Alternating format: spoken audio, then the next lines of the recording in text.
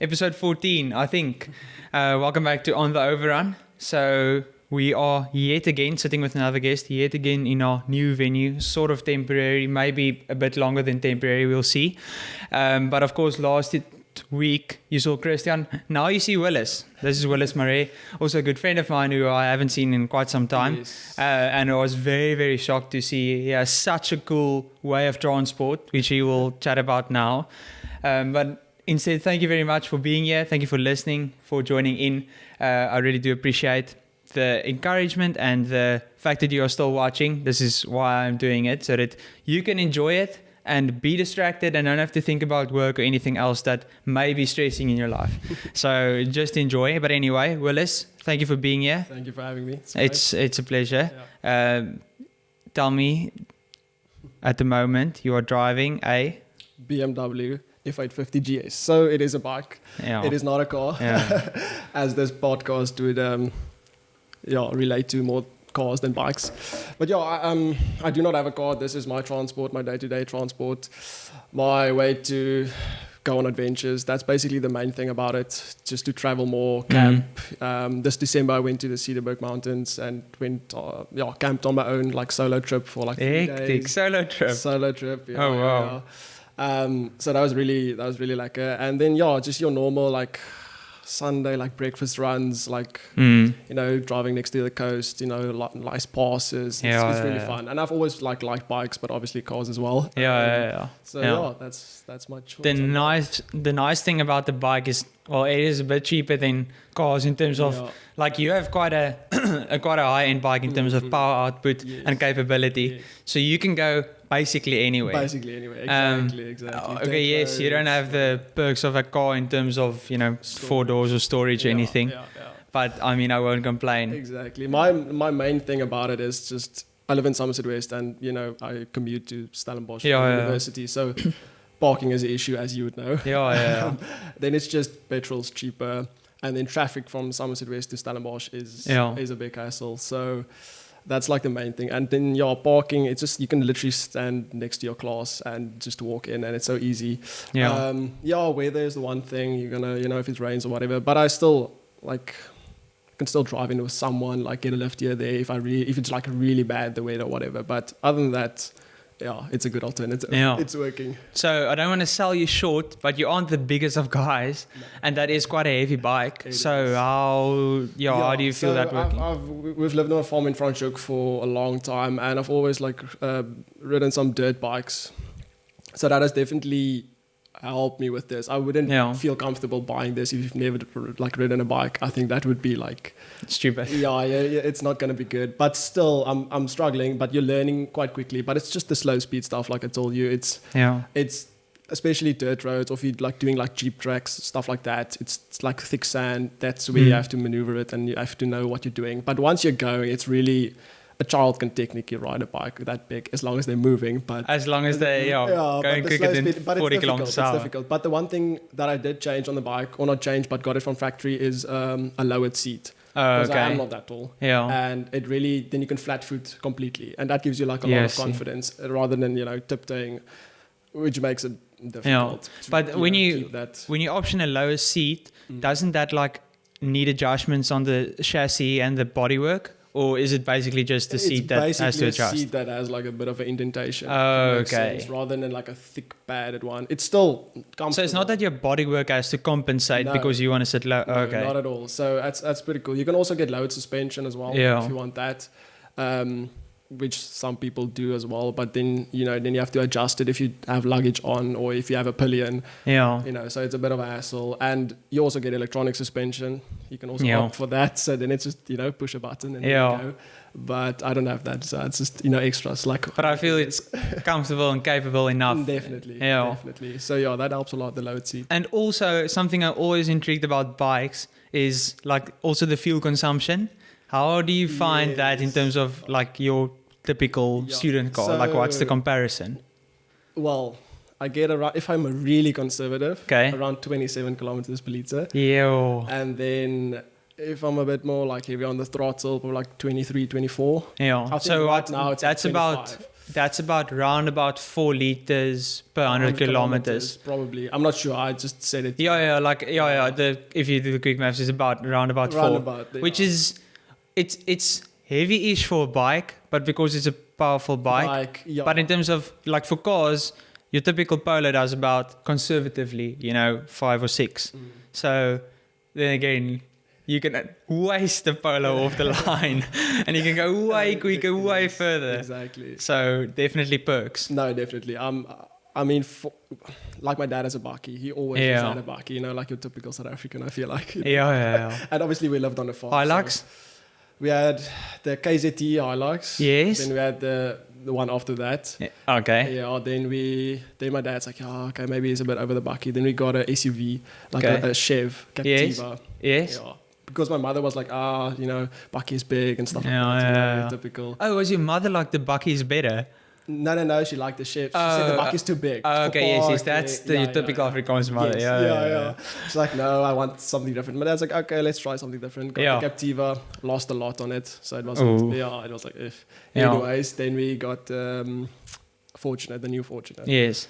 Also basically a bakkie. Yeah, basically a bakkie. It's like a bakkie just like dressed up pretty, Exactly. But then, long story short, then we sold that and then we got a Ford Ranger. Oh. Yeah, so you went from Hilux to Ranger in the long run? Yeah. It's quite a lot cheaper and sometimes the specs was even better at that stage. Yeah. Now it's a bit more competitive, I feel like. Yeah, we bought in like 2017, 2016. Okay. Yeah. So it wasn't like all this new models, like all these fancy ones, the Wild Track and all that. Yeah. Is it 2.2 or 3.2? 2.2. Yeah. Automatic, manual. Yes. Oh, always manual, but the Fortuner was automatic and the Chev was also automatic. The Fortuner, yes, it drives well. Like I must say, like it's these days your bakkies and your like Fortuners, let's call it a bakkie. It's actually so comfortable. It is really. It's like a car. And you even get bakkies now with coil springs all around, like your Navara. Yep. And you're probably your X-Class also because it's based on the Navara. Exactly. So that's fully coil springs all around. Yeah. And even your Hilux and your Ranger and your Amarok, which is not, it has leaf springs at the back. It's still so comfortable. It really is, yeah. So it's surprising. There's no complaining about it's a bakkie, it's uncomfortable, rugged ride. I think that's why a lot of people buy it. Obviously, it's the whole status thing, and I think in South Africa, maybe international people wouldn't really understand it, but they would be like, just everyone has bakkies here. Yeah, and it's like it's like old people driving it, or like tannies, like you say. It doesn't really make sense. Like what's it, pavement crawlers, or what do they call it? Like they've never seen a dirt road in their life. Yeah. But everyone buys them for some reason. But I mean, you can do a lot with it. It makes sense if you really want to. You can just go stuff in the back. It is definitely practical, but I mean, the one big thing is it's massive. Like the parking is a problem. Fuel consumption sometimes, but sometimes it's just too big for what you use it for. Yeah. And then you're like, maybe, and I know I go a lot on about wagons and everything, but, maybe that would be better or better if you're using SUV. But especially in South Africa, everyone's buying bakkies and SUVs because they want to sit higher, they want to be... And especially with the taxis and stuff, it does make a difference. It does make a difference. You have some road presence, people will actually move out of the way, especially if you have like a big bull bar on and stuff. And I mean, it is safer. Like if a taxi is going to just rub against or something, you're going to feel a bit more safe. And if you're watching internationally, there is nothing more volatile and, what's the word? Like you can't foresee what's going to happen. Yeah. Like there's nothing more volatile than a taxi. It's basically unpredictable. Yeah, that's the word. Yes. So unpredictable. There is it's basically, oh wow. I don't want to call it the animal because it's not, it's people driving it, but sometimes they are known and notorious for the bad driving ability, or maybe just it's reckless driving. It is reckless driving, and the taxis themselves sometimes aren't in the best of pedigrees. Like let's be honest. But in South Africa, it's probably better to have something like a bull bar in front of your car, especially if you're driving into like commuting. Like literally this morning, I came from towards Tygerberg Hospital, like Boston area. And it's like, like that main road. And there's a lot of stop streets. So obviously with a bike, I can filter and stand in the front. And then maybe there's a taxi like next to you. And like this morning, there's like a taxi and then you can see he's crawling at the red light. and then there's a spot and he just runs He the just red goes light. for it. Yeah, it's like that. And then obviously something can happen, but yeah, they don't care. They just go for it. Yeah. And we are generalizing because in general, 80% that is how taxis drive and that's how they are. Yes. Some are actually quite competent, like quite decent, let's be honest. But that's just the times we live in. I'm sure London and New York have other things, all their own problems. Other things calling around. But anyway, anyways, to backtrack to my original thing, I wanted to say. With the bakkie, the fuel consumption, I'm so used to like big vehicles and the consumption is always like, ooh, you get 12 kilometers. It's like, wow, you get 12. Like 10 on the long road. Wow, yes, that's exactly. amazing. And then it's like, oh, now I'm on the bike and I get like 26. I'm like, for me, it's like a big jump. So I'm so used to that like mindset of getting above. So 20s. any car is basically efficient. Because we've always driven bakkies.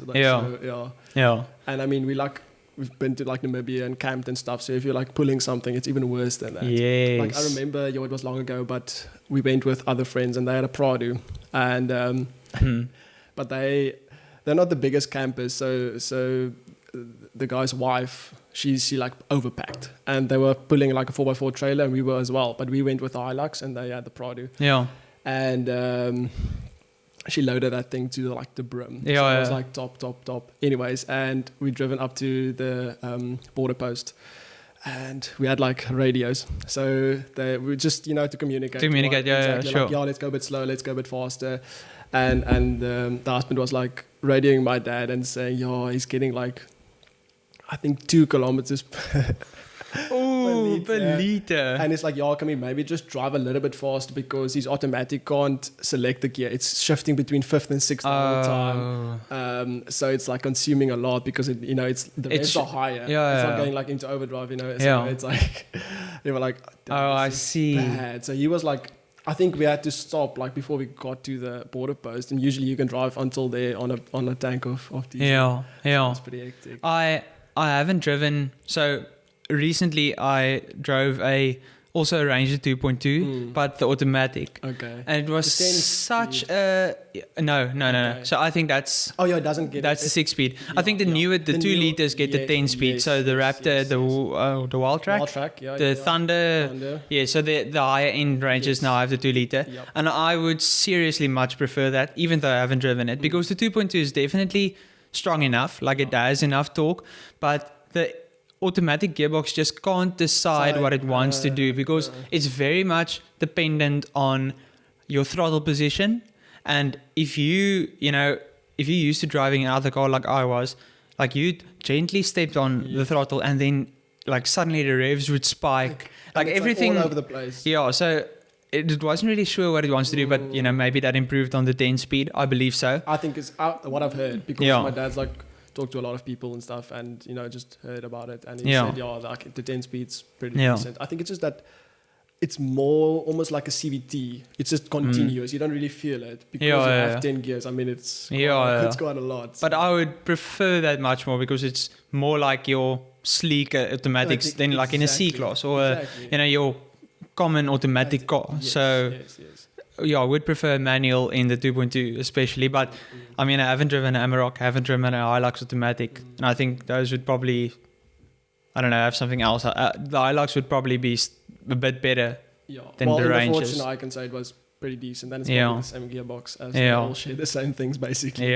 Basically. But it also it takes a while to kick down because it's not a sports car, obviously. If you want to pass someone, you should rather just switch it and do it yourself maybe, or you should really time it. Later on you're like, okay, put your foot down, but then nothing happens. And then basically like a second or second and a half, and you're like, okay, now I have I have the revs, I'm going for it. But you learn it, but it becomes intuitive. Exactly.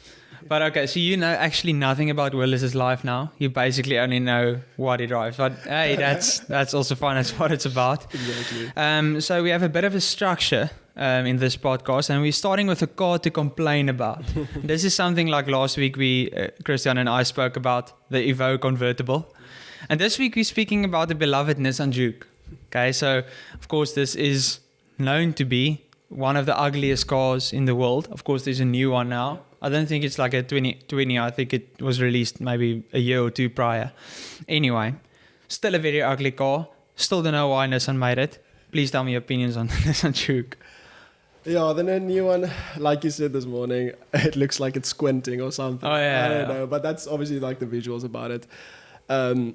What I've read or what I've seen, it's like, yeah, if you're looking at the new one, everyone's like, yeah, okay, engine power, whatever, it's a bit up, like basically the same. Yeah. It's like it's not a big difference. And then, for me personally, like the looks, it's like at some angles you're like, okay, maybe it can work. Yeah. Maybe it can work. And then you look from the front, you're like, why? Like, but then again, the previous one wasn't, like you said, beautiful. So everything happened on that front, like the front fascia of that car, just everything occurred. Like it was round and it was spiky and it was sporty, but it was fat and it was, it was very weird. It was like this insect like crawling or like a bee or something. Exactly. Very, very weird. But the previous one, I've heard it's like highly unreliable. So I'm gonna I don't know about the new one. They said like the old one, it's like in the diesels, it's like the injectors and stuff. Yeah, it had the 1.5 turbo diesels, I think. The diesel, and the 1.6 petrol. Petrols, yes. Yeah, if I'm correct.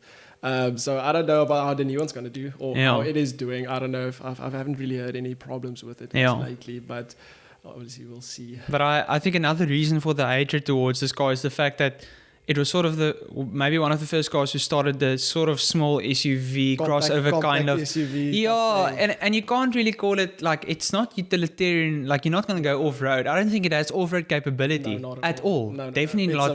When looking at it, like, it's definitely a road car. And now it's just like small compact kind of vehicle, but like you can fit more into a Golf. So it sort of fits into nowhere actually. That's so true. Yeah, it doesn't really have a place like on the list. Yeah. I think it's kind of forgotten in a sense. Like when you told me, like, let's talk about it, I'm like, yeah, that exists. Yeah. And when you see it on the road, it's so like, you're not going to look at it. You don't give any attention. No, it's not turning any heads. Almost. It's not turning any heads. It's like, why did they create this? But in any case. But did you know there was a Nissan Juke Nismo? I've heard about it. And if I'm correct, they put the GTR's engine into it. See, that's just crazy.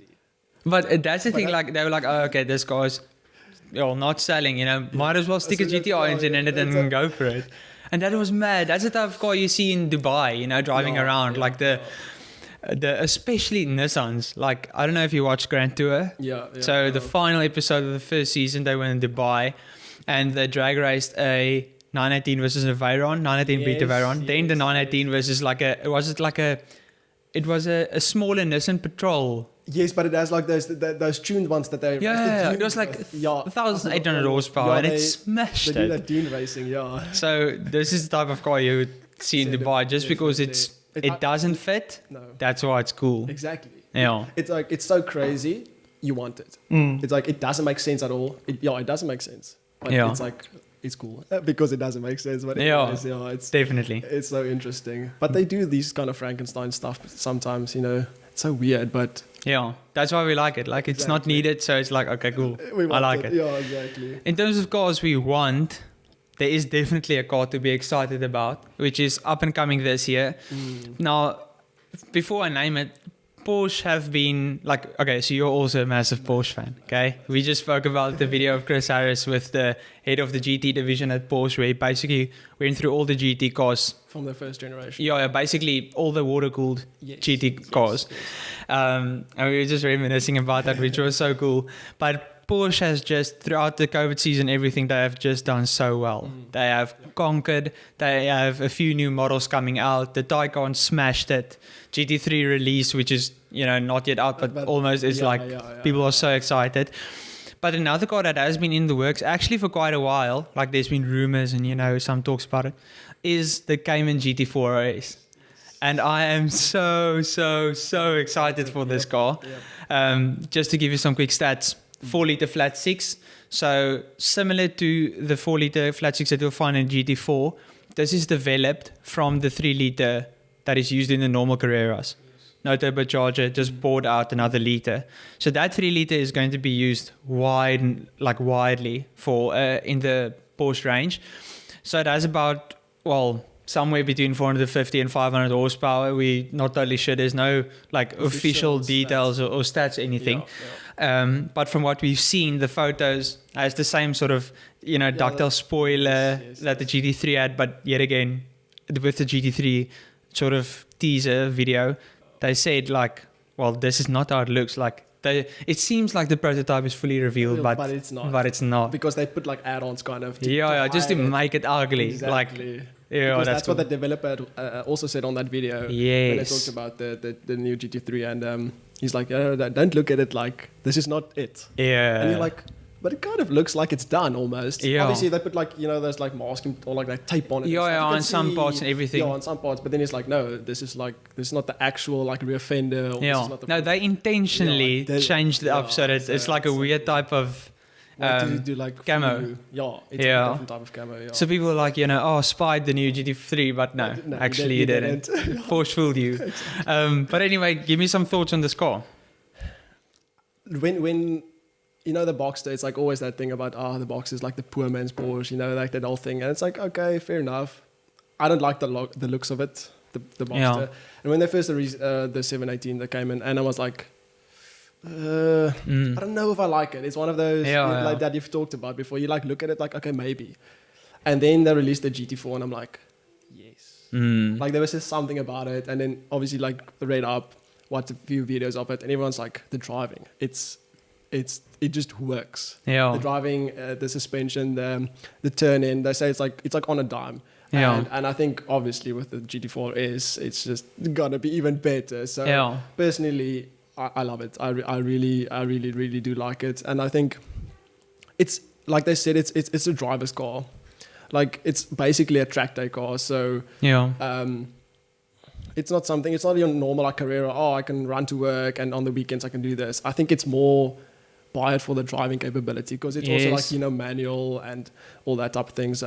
So will be more analog kind of. Exactly. And I think if I remember correctly, it's also, and I think the GT4 does it have like a center console. I think it's also like a bit stripped of weight, obviously. Yeah. So it isn't most luxurious, and it's not going to be. No, it's not what it's intending to be. Exactly. So I think if you want a driver's car, and it's like a good entry kind of level. Obviously, with the RS, we'll see how much it costs. It will obviously a bit more. Yeah. But I think it's if you want a good driver's car, it's like really, really good. As with any GT model from Porsche, you are going to have a good driver's car. Yeah. The only problem I have with this car, okay, so the GT4, people praised it and it was amazing. But the problem was the gearbox and the gears that were way too long. Yes, I remember. The PDK, I haven't have they even done any tests with the PDK? Because I've only watched manual. Yeah, me too. So surely there is a PDK. I can't remember now. But anyway. Maybe they didn't even release a PDK. Yeah. I'm sure they didn't. I don't know, actually. Because everyone was with the manual. Yeah. But I remember that they did complain. I forgot about it. They complained about the gears being too long, So they complained about, you basically only stay, because it revs so high. With the 4 liter, it's like, you're going to go to the end. Yeah. And you want to go, because that sound at the last, 1,000, 2,000 RPMs. Throughout every single, rev interval, the sound character just changes and evolves. It's the best, So you won't be, if you're driving it hard, you won't be short shifting it at 6 even. You will be going full on to 8.5, 9. Yes. And the problem was the gears were too long. So you'd stay in first and second, and it's like, wow, only one shift. That's sort of what makes it more involving drive. Exactly. So with the GT4 RS, okay, Porsche do listen to their customers. So hopefully this is something they corrected. I think there will probably be a PDK. Any RS model is super track focused.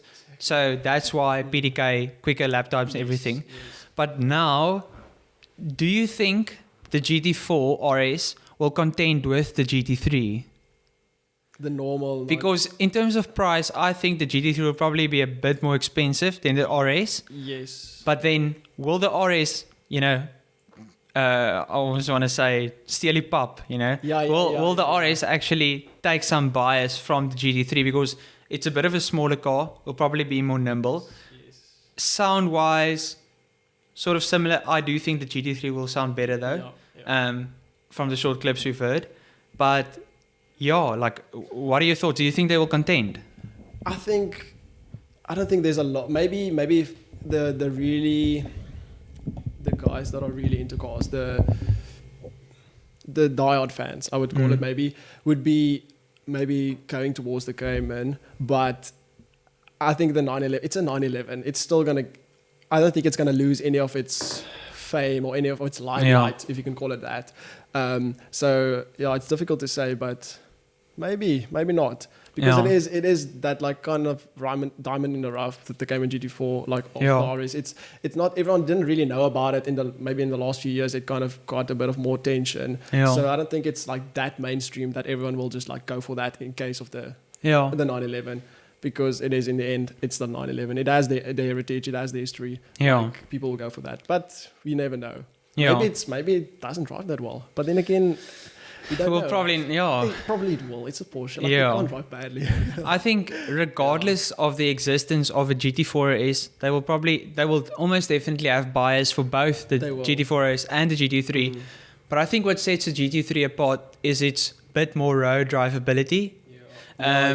Because, it is still track focused, the GT model, but it's not the RS. You can sort of spec the normal sport seats, which is sort of comfortable. You don't have to spec the roll cage. And one part of the GT3, which of course will be released maybe later this year, is the touring model. And that's what makes it so appealing, because it says, yes, you can drive this on the track, but this is focused to be the best, like B-road smasher, as you would call it in Britain or so. Yeah, exactly. I think it's a GT. It's a Grand Tourer, like, if it makes sense. And the RS is like, it's like the 911 for your everyday guy. Then you get like the GT, which is like, okay, it's just a bit more, but not over the top. And then the RS is just track focus. You're gonna just smash it. It's super light. It's not comfortable. It's a hard ride, but it drives well. So I think I would go for the GT. Like, if you have the money, I kind of think like the RS it costs too much probably, and it is a bit over the top. Well, it obviously depends on your needs, but what you're not gonna, especially in South Africa, we don't really have tracks, so it's you basically have Killarney and Kyalami, and then there's one more, Swartskop. But I mean, if you don't live close to it, you're like, what are you going to do? If you want a bit more power, you want a bit more play, just go for the GT car. But you can also be a bit more comfortable. You can actually go on a bit of a road trip. You can do about a few hundred kilometers and you won't be dead at the end like in RS. Look at Mr. JWW on literally YouTube. thought about it. I mean, he wants to do 100,000 miles on his GT3, which is awesome. It's great. And it will probably be able to do it. Those engines are bulletproof. Precisely. And I mean, that Miami Blue though. Unbelievable color. I love it. Like, I saw there's one on Auto Trader, and I've been probably looking at it every single week, and I'm like, I'm not intending to buy now, but like, can I have a 70-year payoff? Like, please. That'd be cool. Okay. So, next up, I sort of thought yesterday, what are we going to chat about in terms of the battle? Because last week we had the F-Type versus GTS versus Carreras, which was cool. But now I was like, you know what? Let's put a bit of a challenge in underway. So I have R1 million. Okay, you got a bonus at work. Yes. You're going to be like, okay, I want to treat myself. Let's get myself a nice car. You want something powerful. You want something interesting. Something that turns heads. Something out of the ordinary. You just want something fun, So now you basically have R1 million. Go on Auto Trader and go and check what there is now. There was a lot of cars you could get, a lot of cool cars you could get. Oh, sorry. Basically, Aston Martin Rapide was one. F-Type S was, F-Type R. There was a Range Rover SVR Sport. What was it also? G55 AMG if you wanted to be weird. Yes. M3 Competition, C63.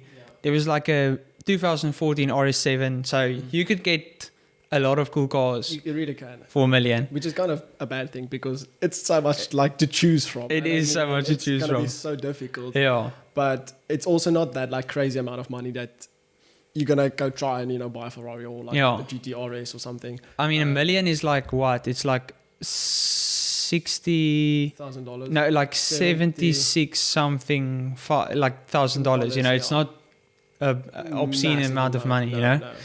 So anyway, there were two cars that stood out, and one I basically just chose because we have a sort of indication of what it is here. But also you love Porsches and myself, so it would be difficult to choose. First one is the Audi R6. So not the C8, not the new one, which looks amazing, by the way. And it's sort of a similar car to the C7, but I'm talking about the C7, so the just the previous version, previous generation. 445 kilowatt, which is a lot, 700 newton meters of torque from a 4 liter V8, 4 liter V8 twin turbo, 3.5 seconds for a very cool, very big estate car, which you can carry the whole family and your dog. And quattro. You can basically off-road if you are mad enough. Or if you have snow, which we don't have. Go do drifting on the snow. Yes. Would love that. Yeah. And the other car is the Porsche 996 GT3. So this is the facelifted model GT3. So it's a 2.2. So the 996.2, yeah. So it's the one not with those lights. Those were the first. The egg those lights. Were basically the egg lights, Yes. But they're like more structured egg lights, sort of, if you want to put it that way. So this was not the first GT3. Okay. This was the second GT3 after this one. Yes. Water cooled, of course. It was like early 2000s. Yeah. Wow. So I actually, we have seen an Audi RS6 probably around, but you don't ever see a 996 GT3 ever. Yeah. The archive in Cape Town. Yep. So I was there the other day. Actually not the other day, which was first year, it's 2 years ago. And I spoke to a guy there. He had a California, and he recently sold his 996 GT3, so facelifted model. Yes.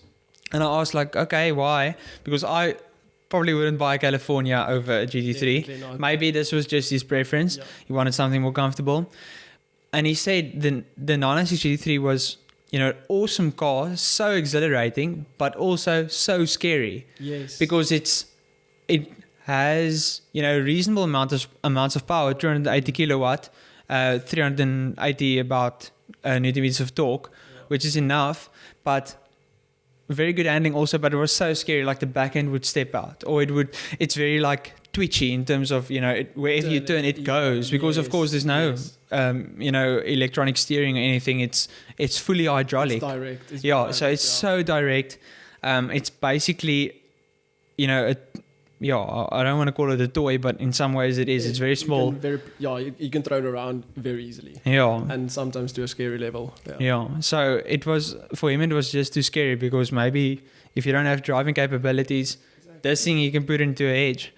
But anyway, let's chat a bit about the RS6. So of course, I love the RS6. I love estate cars. Definitely. I love anything that is big and has massive power, and the V8, and the sound. It's unbelievable.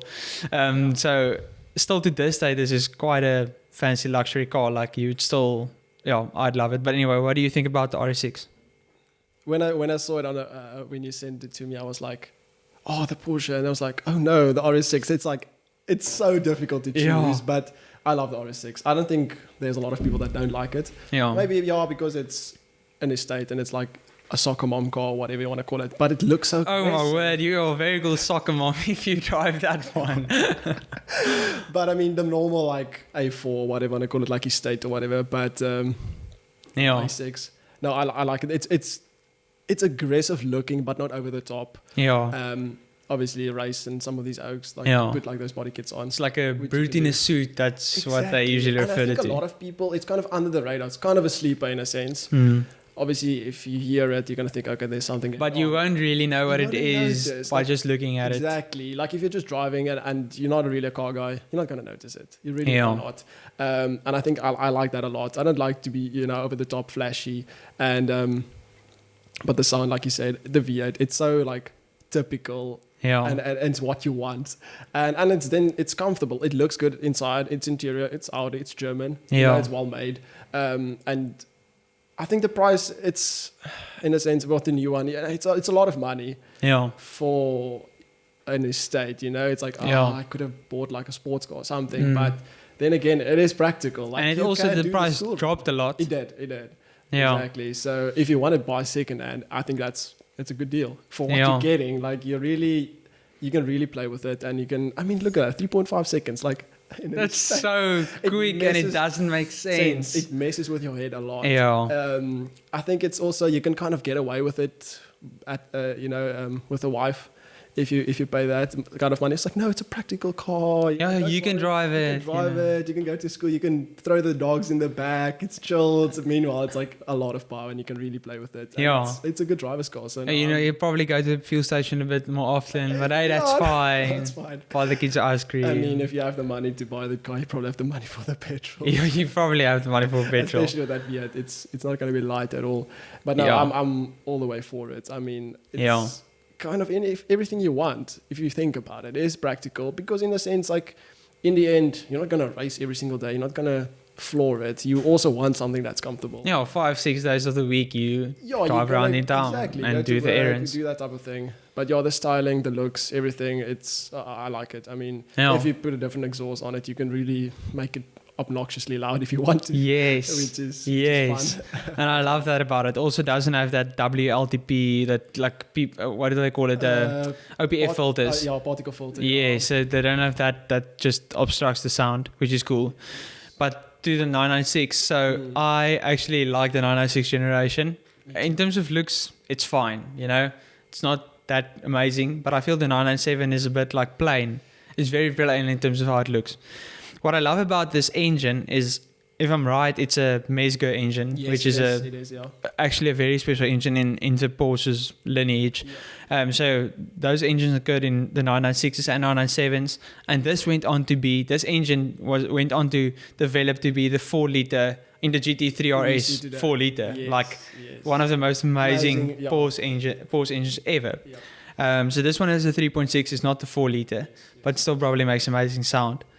I think it would be awesome because people are like, oh, cool, Porsche with a wing, because it's not as wild as your GT cars these days. Yeah, it's not like, same with the Audi, it's not obnoxious. If you see it driving, you're like, oh, that's something different, but it's not, everyone's only going to take their phones out, what I mean?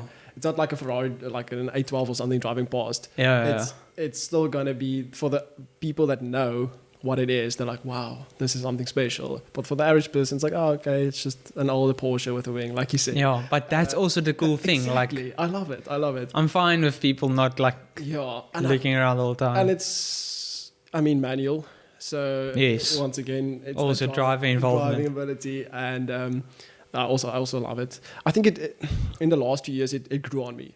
At the beginning, I was like, nah, it's not. I don't like this that much. The 991, when that came out, it was like, wow, But in the last years, I've really, gotten to understand the looks of it and just it does definitely grow. And it's the lightest GT car ever made. I don't know if you know that. Didn't know that. Yeah, so that's pretty interesting. So after that, all the cars became heavier, and it's also quite. Yes, this was like basically 1.3 tons, 1.4 tons. It's so light. Exactly. So it's quite a small car compared to obviously the new ones. With the track getting wider and wider and wider each year. Do. And a lot of obviously the Porsche purists are like, I don't really like that because Porsche isn't small and nimble and So I think that's also cool that you can say like, this is a bit of a more special GT car. It's the lightest that's ever made, and you get the Mesgo engine, like you said. So and it's so rare. Exactly. You don't really see those. See it. I don't know how much were made at the start if it was like limited run. It is not a lot were made. I actually yesterday, I think it's the least GT cars also made. Wow. Yeah, I went to go. Very special. I don't want to lie, but it's like 14,000 or something. No, it's not that much. Is it that much? Probably 1,400. 1,400. Yeah. Some 1,000. Yeah, around there. But anyways, so it's a bit special. I think it's kind of like the one that's got a bit lost in memory, but if you know the forgotten one. Exactly. So no, it's good. But unfortunately, it is sort of the forgotten generation. Ooh. But when it comes to choosing, like, okay, it probably depends on your situation. Like, is this your only car? Exactly. Or is there something you probably have it? Like, let's be honest. Like, you get a bonus, you probably have something you drive around every day. Especially if you get $1 million bonus. So then there's basically it's basically a no-brainer, like going for the Porsche for me. Obviously. But even if it is, the thing is, with these kind of special cars, this is the type of cars you don't drive around every day. I don't want to drive around the Porsche every day. It would probably be uncomfortable. I'd be stressed. all these high cars around me. Yeah. You know, like, oh, where I'm going to park, I'm going to curb my wheel or something. Definitely.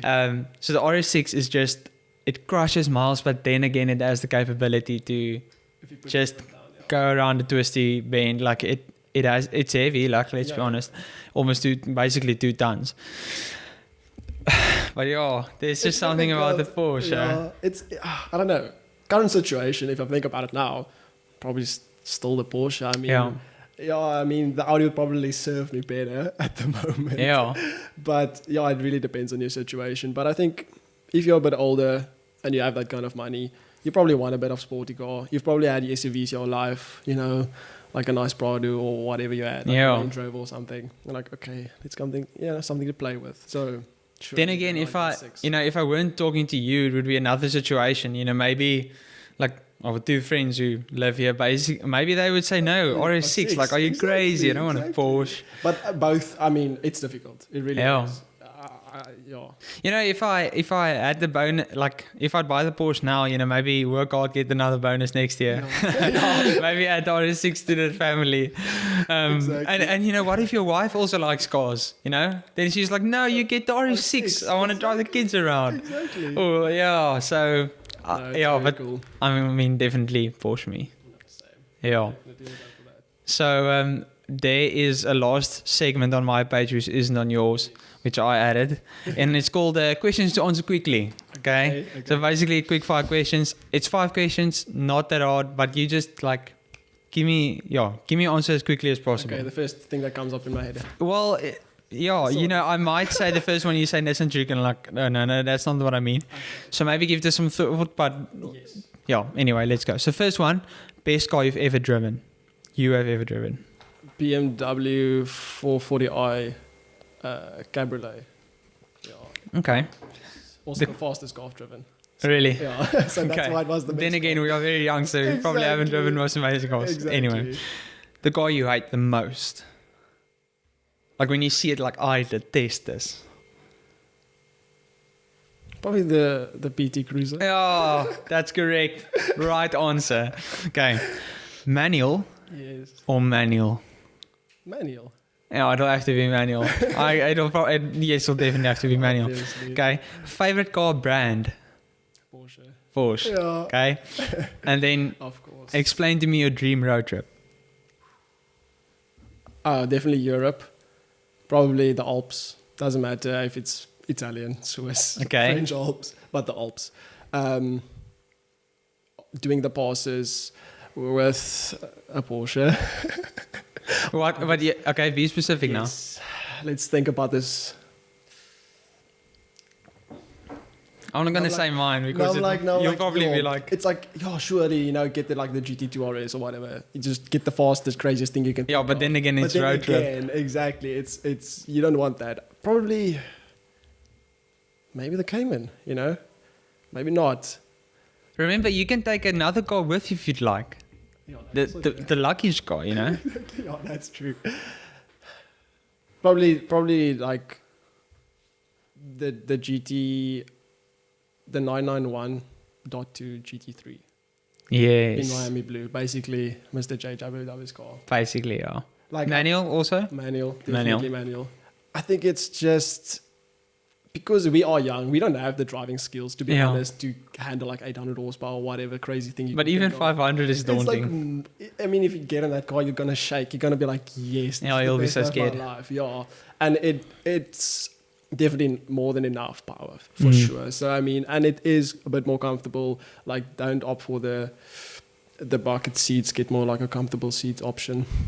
No roll cage. No, yeah, I mean, that looks cool, surely. But well, if you want to, actually, you can fit stuff at the back. Exactly. I mean, it's just one suitcase, just you, so it's fine. Yeah. But yeah, no, just doing passes with that car. I think Europe, it's good for driving, and then you maybe go to Germany and do the Nürburgring or something. But I think it's the Alps, because I just love the Alps. Yeah. It's like doing those passes. It's like a lot of twists and turns and a lot of like switchbacks. So I think that would just be the best thing ever. Yeah. Okay, awesome. Sure. Now I have a bit of a better understanding about what he wants anyway. Yes. But Willis, thank you for joining. That was so fun. Thank you for it's been a pleasure. Also, thank you for watching. No, like I think he's also a day one.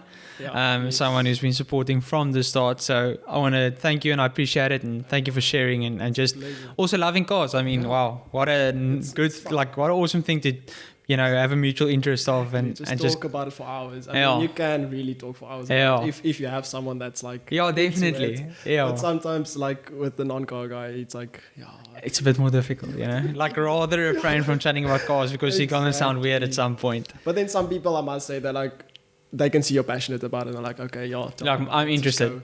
I wanted to tell you this. I don't know if it should be on a podcast, but anyways, I don't know if you saw, do you know Race in Joburg? It's like a race. Yeah, race. With an exclamation mark. That one. So they built that, it's a G63, but that Landaulet one. Landaulet, yes. With the blue cab at the back. I think it's blue. Yeah. They built it now, and it's like, they like signed it, and it's like one of one kind of. But obviously someone did it in America, but I mean, it's the first one here. So this holiday, we were driving up to J-Bay, and then I was driving, and I see from the front, like it's a big vehicle, and it was a Cullinan.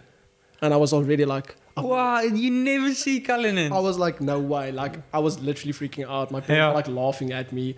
And then literally like 200, 300 meters behind it, that Landaulet came past. Oh my word. And I was like, I wanted to turn around. I wanted to like chase after them, but it was like on the highway. Like close to Plate or something. I can't remember. See. And then literally after that, I went onto Instagram to like check, and they were like actually like doing some stuff like around this. I was like, it's definitely that car. Like it is definitely. How but awesome that's the first time that? I saw the Cullinan, but it just drove past. I couldn't walk around it or anything, but I was still like, wow, I actually saw one. And that Landaulet, it's like, one of one. It's pretty cool. So that. Oh my word. Yeah. I don't know if you've ever saw Cullinan. I have. Oh no, I don't think I've seen a Cullinan in person. Yeah. What I have seen in person is a Novitec 720S. Ooh. And isn't that the one that crashed? Remember, did you see that one at 720? Yes. I saw that one. But I'll tell the story. I'll tell the story after this. But anyway, thank you for the chat. Really appreciate it. Thanks. Such a cool guy. Thank you for watching. Thank you for enjoying. I hope you did. If you have any comments, anything to rant about, any car to include, if you want me to test drive your Ferrari or something, I can also do that. I'll invite him with anyway. But thank you for watching. Keep on loving cars because it's cheaper than loving drugs. All right, take you. Cheers.